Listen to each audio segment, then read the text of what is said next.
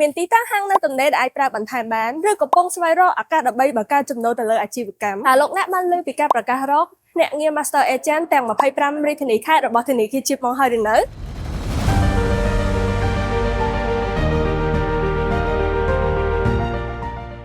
នៅធនាគារជីបម៉ុងយើងខ្ញុំតែងតែគិតដល់ផលចំណេញរបស់អតិថិជនជាចម្បងគ្រប់សេវាកម្មធនាគារទាំងអស់ត្រូវមានភាពងាយស្រួលនិងទទួលបានអត្ថប្រយោជន៍ច្រើនពីការប្រើប្រាស់គ្រប់ជំហានដែលយើងដើរជាមួយម្ចាស់អាជីវកម្មខ្មែរគឺដើម្បីភាពរីកចម្រើនរួមគ្នាក្នុងនាមជាធនាគារក្នុងស្រុកយើងខ្ញុំផ្ដោតសំខាន់ទៅលើការធ្វើយ៉ាងណាដើម្បីឲ្យអាជីវករខ្មែរមានការរីកចម្រើននិងទទួលបានជោគជ័យពីការប្រើប្រាស់ហិរញ្ញវត្ថុដ៏ត្រឹមត្រូវទើបយើងខ្ញុំបានបង្កើតភ្នាក់ងារ Master Agent ឡើងដើម្បីផ្ដល់ឱកាសទៅអាជីវករដែលមានបំណងចង់ធ្វើអាជីវកម្មបន្ថែម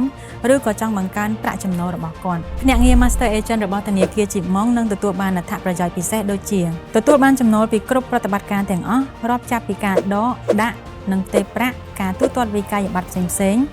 ដោយកម្រៃសេវាទាំងអស់គឺជារបស់លោកអ្នក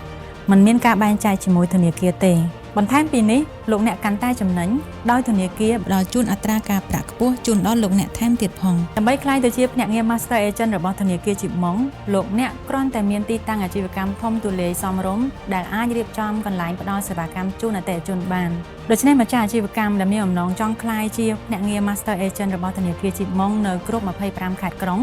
អាចធ្វើការទំនាក់ទំនងមកកាន់សេវាកម្មអតិថិជន24ម៉ោងដើម្បីសិក្សាពីទីតាំងនិងសាកសួរព័ត៌មានបន្ថែម